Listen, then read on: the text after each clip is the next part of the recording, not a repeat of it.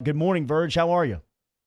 Jordy, good morning. How are you? Doing good. Thank you for joining us. How long has these discussions been moving, and then ultimately to make the decision? I'd imagine was a breath of fresh air for you and your department. Yes, Jordy, we've been working on these things for a few years now. And, one of our goals was to make sure we play every school in the state of Louisiana. And one thing we're talking to Grambling Southern and a long time ago, we're talking about, just make sure your programs are where it needs to be and that you have, ready to play these type of games. And, we've been evaluating them and looking at them and say, you know what, it's time to do those type of things. We were making announcements earlier. The coach won the Eddie Robinson Award. He was going to accept the award up at Grambling. We will make that announcement then, and then COVID-19 stopped that, and then later we was going to play the spring game at Southern. That was going to be part of the announcement there. So we were looking at it, Jordan, to say what's the best time to release it, and we still have some little things to do on the contract, not completely done with it, but we said let's release it. What's going on in our country right now? It was the best time. We said, you know what, we'll do it on June 1st, not Monday, and it's healing. It's good for the city of Baton Rouge. It's good for state of Louisiana.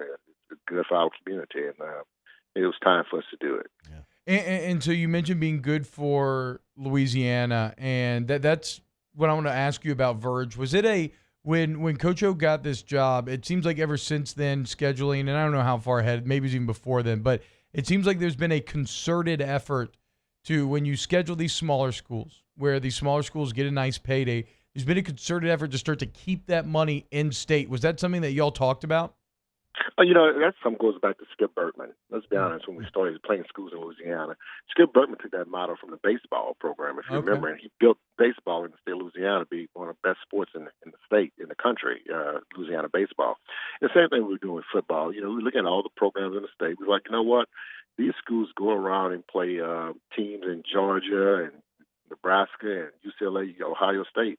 Why don't we just keep it here more regionally? Yeah. And, after the COVID-19 situation we have, you're going to see more and more of this with all schools in the country, more regional scheduling. Because bottom line, the cost of travel and other things like that, more teams want to now find an area, say, you know what, this is our region, this is where we want to play.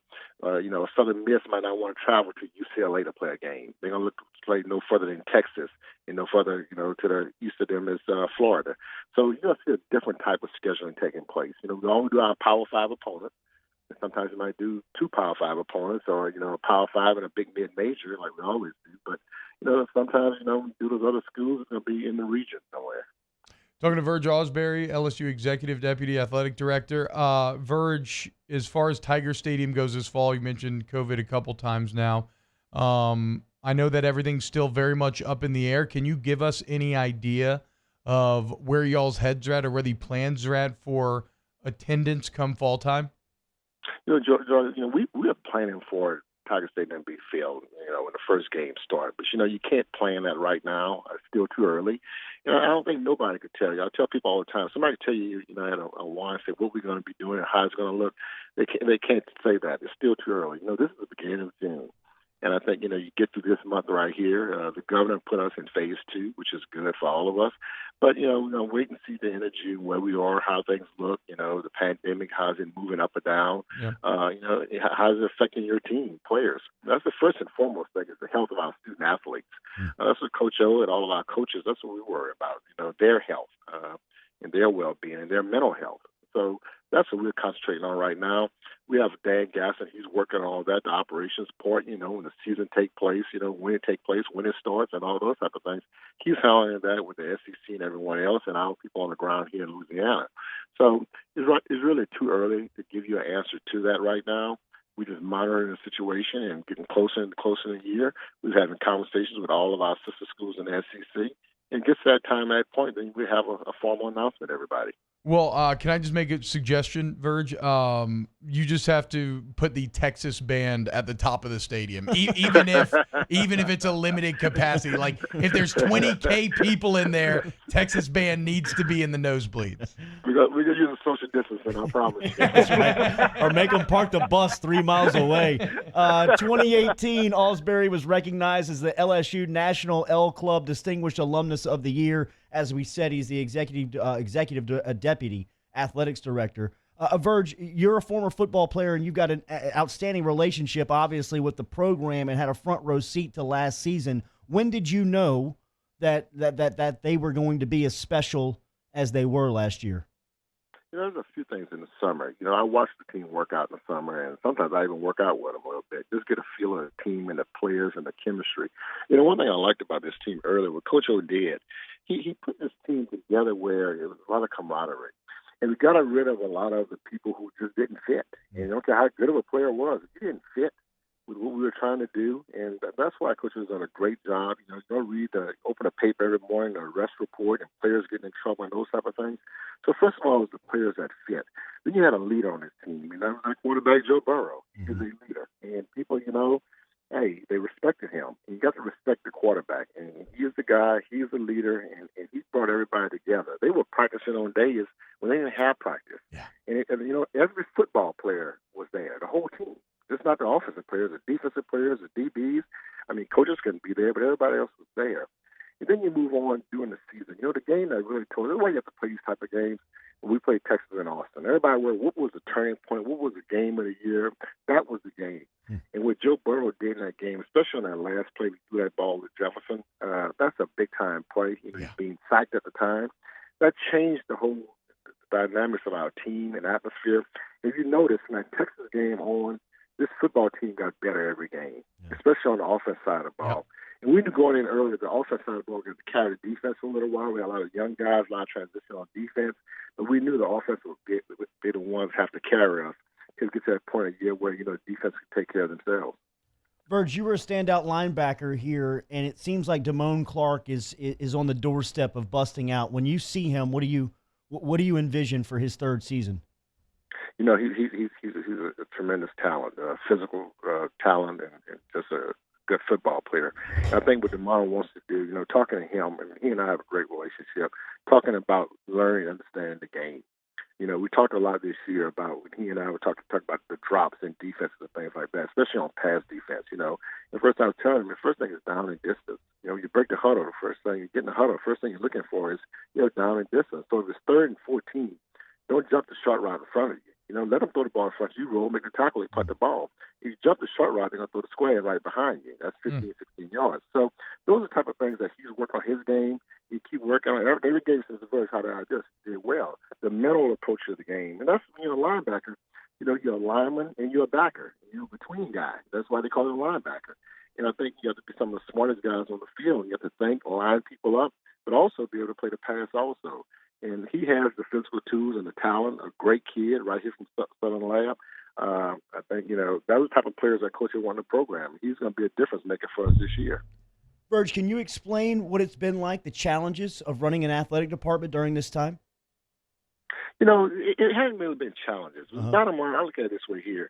This is part of what we do. In our world, things change. You got to be able to handle adversity and changes. So if people call it a challenge and it's a rough time and a hard time, I really, I don't like people, being sick and dying and those type of things. But bottom line, the athletic department, I hate for the seniors, our student athletes in all the other sports who didn't get to finish their year this year. Yeah. We were having a great year in all the sports, from beach volleyball to softball to gymnastics. Track and field about to win a national championship, and men and women. Yeah. The day we called everything off. Basketball was doing well. Women's basketball was going to NCAAs. So, that's the only thing I feel for the student athletes and their years they were having, and some of their final years. But overall, we just care about the health of our student athletes, their families, our coaches, and our staff. That's what we were really concerned with. Everything, you don't want to control what you can control, Jordy. You can't control things outside of that. But, we focus on what we could do to make LSU better, and that's what we did. It seems like you mentioned the camaraderie and the chemistry that Orgeron has going on with the football department. It seems like you guys, with the executive roles, have that going on right now. What's the addition of Scott been to the department over there and kind of aligning all of you? It's not hard. Scott always says we're like, and we always, even going to the days of Coach Berkman when Scott worked with us then. We're the people. We're the employees. We're the Walmart employees. The show is not about us. The show is about the student athletes on the field. The show is about the coaches. The show is the host of our fans, all of our great fans that come and visit our athletic events.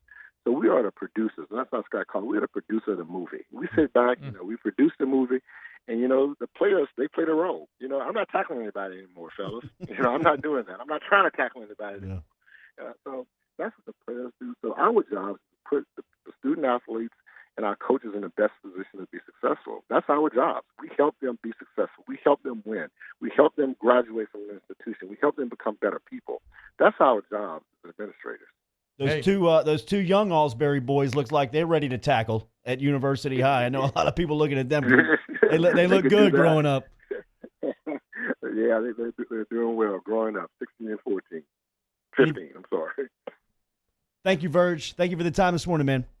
I appreciate it. Thank y'all, too. Have a good day. Take it easy, Verge. There he is, Verge Ausberry, Executive Director of Athletics, as he's stopping by the addition of Southern and Grambling to the future schedules, as well as an inside look there of some of the relationships that Verge has within the student-athlete population. He was talking about the conversations with Damone Clark, who is a linebacker from Southern Lab, who seems like he is ready to have a breakout season for LSU coming up in 2020. One thing that Verge hit on, and me and Brody talked about it a bit on the Hold That podcast, which is up now, tweet out the links, was the idea of replacing leadership, right? And Verge mentioned Burrow, but the thing is, Jordy, it's not just Burrow. Matt Flynn talked about this a lot when I would fill in with him on Fridays during the year. He said every championship team he's been a part of not only had a true alpha leader, that would have been Burrow, but then you had your underbosses. You had your leaders within each group. And that's maybe the biggest challenge, even outside of replacing the talent, right? We talked about replacing character or how important character is. The biggest challenge this LSU team's facing is that they lost that leader in almost every position group. Maybe not everyone, but almost everyone. If you look at Lloyd Cushenberry, Justin Jefferson, Clyde, definitely. Delpit. You could argue that Delpit was probably that guy for the DBs. Patrick Queen or Jacob Phillips for the linebackers. So, that's how you had everybody waking up at 10 a.m. on Saturday for practice. It wasn't just because of Burrow, but because you had these incredible sub-leaders as well. And so there's a void there now. There's a power vacuum, a leadership vacuum, and I'm very intrigued to see over this summer and through fall camp who's going to step up and fill that gap.